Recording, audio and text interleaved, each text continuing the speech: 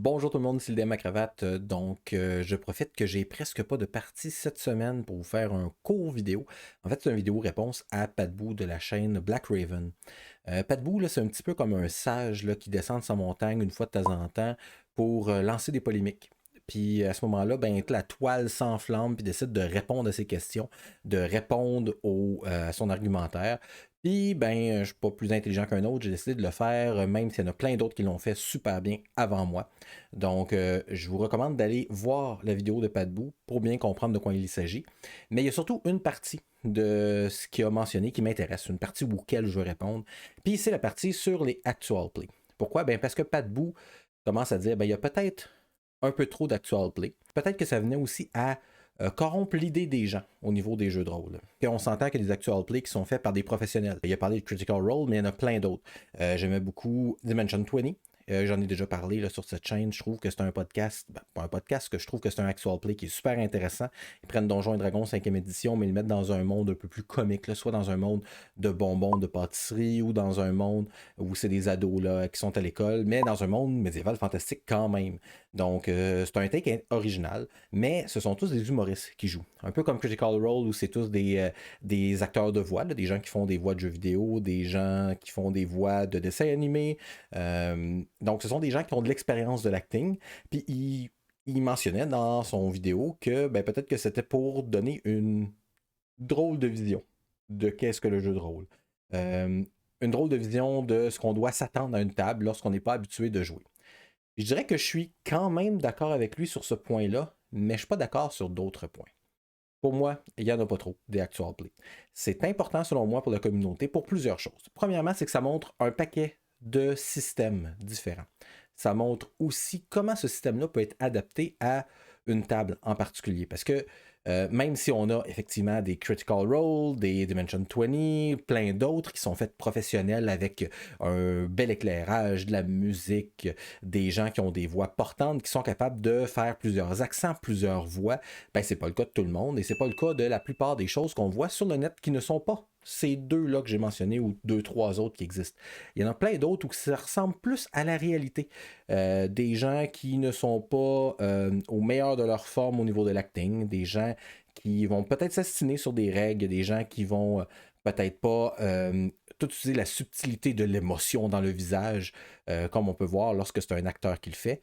Par contre, ça nous permet de voir ce qui nous intéresse et ce qui ne nous intéresse pas. Si dans votre table, vous misez beaucoup sur les voix, sur les accents, sur le fait de transposer des émotions à l'écran ou de transposer des émotions dans vos personnages, ben à ce moment-là, peut-être que vous allez plus vous moudre sur Matt Mercer et ses amis. Si vous préférez plus jouer des personnages qui sont terre à terre avec les règles et beaucoup plus vous allez au niveau de la stratégie puis qu'est-ce que vous pouvez utiliser dans les règles pour maxer et miner, ben peut-être que vous allez voir un autre type de table qui vous intéresse un peu plus, un autre type de actual play. C'est ça que je parle un peu pour ma paroisse aussi parce que j'ai un actual play qui est sur ma chaîne YouTube et sur Twitch, qui s'appelle Fate Wrestling, et j'en ai un autre qui commence bientôt, qui s'appelle Hush.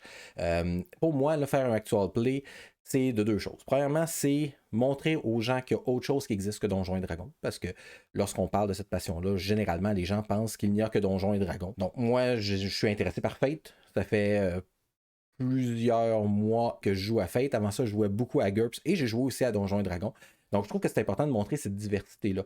Il n'y a pas juste du Donjon et Dragon, il y a toutes sortes d'autres jeux que vous pouvez aller chercher qui peut plus se marier avec votre façon de jouer, puis aussi à ce que vous voulez apporter. Il y a aussi l'intérêt d'entendre des belles histoires.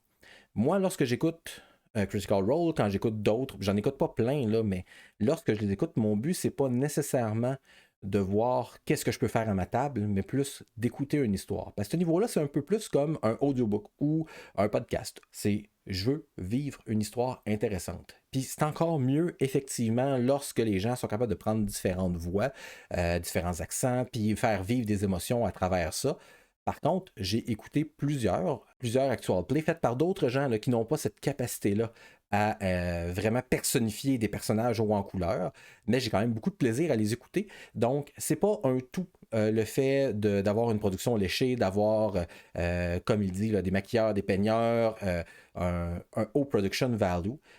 ce qui est important pour moi, c'est d'aller chercher l'histoire. Et ça, l'histoire, même si j'ai pas quelqu'un qui est capable d'avoir une voix d'un gros russe fâché, prêt à défoncer des portes, ou une voix un peu plus douce et sobre d'un barde qui se prépare à lancer de la poésie, ben c'est pas nécessairement ça que je vais aller chercher. Je vais aller chercher l'histoire. Puis l'histoire, ben, c'est comme quand j'écoute un audiobook, ou comme quand j'écoute un film, ou à la rigueur, comme quand mon père écoutait The Lone Ranger à la radio. J'écoute une mise en scène avec des personnages qui doivent réagir dans des situations particulières. Puis c'est ça qui me fait vivre. Mon cerveau travaille quand même, puis je suis quand même capable de voir des images que je ne vois pas à l'écran, parce que on s'entend qu'on voit des gens autour d'une table ou actuellement beaucoup des gens par vidéoconférence qui roulent des dés électroniques, puis sur des maps électroniques. Mais je suis capable, mon cerveau est capable de mettre à off ce visage-là des gens, puis ce qu'ils décrivent.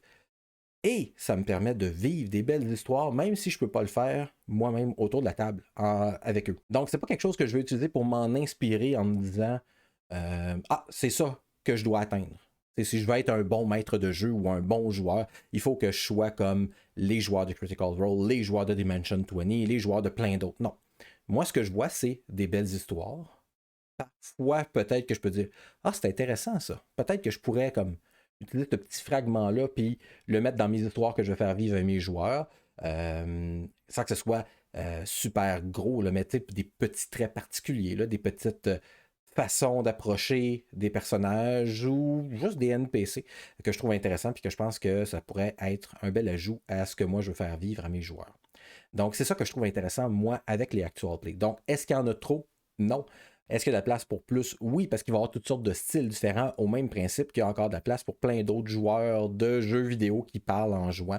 Parce que c'est passionnant de les voir jouer, c'est passionnant, c'est des personnages, ils viennent ajouter un peu de l'amusement, de l'entertaining, et c'est ça qui va faire que c'est intéressant. Est-ce qu'ils sont tous au même niveau? Non. Est-ce qu'on a besoin qu'ils soient tous au même niveau? Non plus. Et bien, c'est sûr que là, maintenant que j'y pense, je suis dans les culottes d'un joueur qui a plus que 25 ans de jeu. D'un maître de jeu qui a plus que 25 ans de jeu aussi. Donc peut-être que je ne vais pas chercher la même chose. Peut-être. Et là, peut-être, je vais donner des points à Padbou pour ça. Quelqu'un qui n'a jamais joué à des jeux de rôle, qui n'a pas personne dans son entourage qui joue à des jeux de rôle, qui fait comme hey, peut-être que cette passion-là pourrait être pour moi. Et que la seule chose qu'il écoute, c'est des choses comme Critical Role ou des choses comme Dimension 20 ou plein d'autres, ben peut-être que là, effectivement, il peut se dire ah, ben moi, je dois faire des longues descriptions narratives avec des gros accents, des voix particulières. Chacun de mes NPC doit avoir une intonation particulière. Peut-être. Mais il y a la possibilité de voir autre chose dans ces autres podcasts-là, dans ces autres actual play.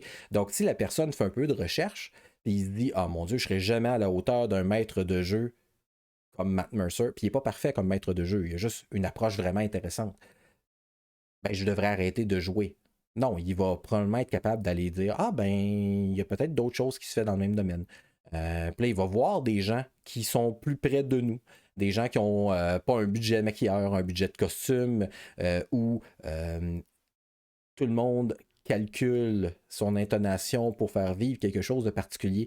Puis qu'il y a des gens, des fois, qui vont se mettre à lancer une suite de sacres ou vraiment pomper puis avoir de la broue qui sort de la bouche là, parce qu'ils sont pas en mesure de frapper un autre personnage. Je vise pas personne, là. Je dis que ça pourrait être arrivé dans une de mes games récemment.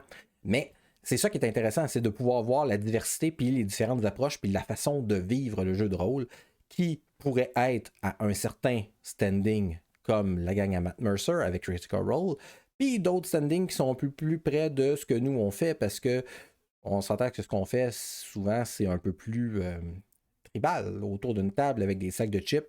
Bon, pas en 2020, pas en 2021, peut-être en 2021 vers la fin, mais avant ça, c'était ça, là, des sacs de chips, des traces de gras sur la table, des pizzas dans un coin, des feuilles de personnages qui ont des empreintes digitales de couleur Doritos. Donc, c'est un peu ça qu'on vit réellement, puis c'est un peu ça.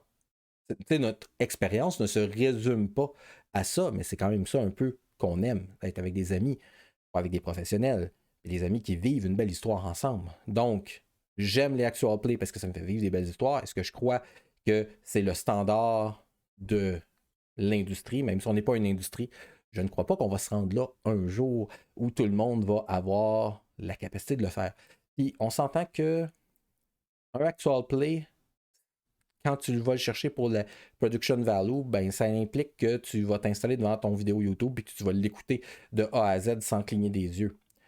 La plupart du temps, moi, ce que je fais, c'est que je les laisse en background pendant que je travaille ou pendant que je fais autre chose, puis j'écoute ce qui se passe. Juste à penser à ce que font les aventureux. Masque, les récupérateurs de pilules rouges, il y en a plein d'autres. J'écoute pas vraiment avec mes yeux, j'écoute avec mes oreilles, puis je me fais l'histoire dans ma tête. Donc à ce moment-là, même si Christophe ou tous les autres décideraient de mettre des millions de dollars sur le production value, d'engager, plutôt que des merveilleux joueurs qui ont actuellement dans les aventureux, d'engager des acteurs, ben je m'en rendrais pas compte. Parce qu'à ce moment-là, moi, ce que je cherche, c'est une trame narrative audio. C'est ce que je vais aller chercher dans les actual play. Et j'espère que c'est ce que vous allez aller chercher quand vous allez écouter mes actual play. Pour la simple et bonne raison que, ben, niveau technique, vous avez pu le remarquer lors de mercredi dernier, lorsqu'on a fait notre session 0 de Hush, et lors de la dernière partie de Fate Wrestling aussi, c'est pas top. Hein? J'ai pas une équipe qui m'aide, je le fais tout seul. Des fois, il y a des bugs, des fois, mon fournisseur Internet n'est pas coopératif. Donc, des fois, ça sonne mal, des fois, ça a l'air du cul, mais j'espère que généralement, vous avez du plaisir à écouter les histoires si vous venez les écouter. Donc, parlant de ça, justement, prochain épisode vendredi de cette semaine, mercredi prochain, premier épisode de Hush, un jeu de rôle qui se passe dans les sociétés secrètes, dans les universités québécoises. Donc, ça va être le fun. J'ai des joueurs qui sont le fun, mais c'est des joueurs que vous connaissez, là, qui sont dans Fate Wrestling, plus une nouvelle, Catherine. Et je vous dis que la semaine prochaine, probablement que je vais être moins disponible pour des vidéos parce qu'il y a Hush. Il va avoir, vendredi, Fate Wrestling, mais j'ai des games presque tous les jours de la semaine, à l'exception du jeudi. J'ai mes games de Star Wars, j'ai des games Hush, j'ai une nouvelle qui s'appelle les Noobs de l'Apocalypse, où c'est des gens qui ont jamais joué à Fate, puis qui ont très peu joué à des jeux de rôle sur table, qui ont fait des grandeurs nature ou d'autres choses, qui se joignent à moi pour vivre une aventure dans un monde post-apocalyptique de zombies, toujours avec Fate Core. Donc, grosse semaine, oui. D'ici la prochaine vidéo, je vous inviterai à rester sage, puis n'oubliez pas que je suis un DM comme les autres. Il y a beaucoup de problèmes techniques lorsqu'il fait des actual play. Mais moi, je porte une cravate.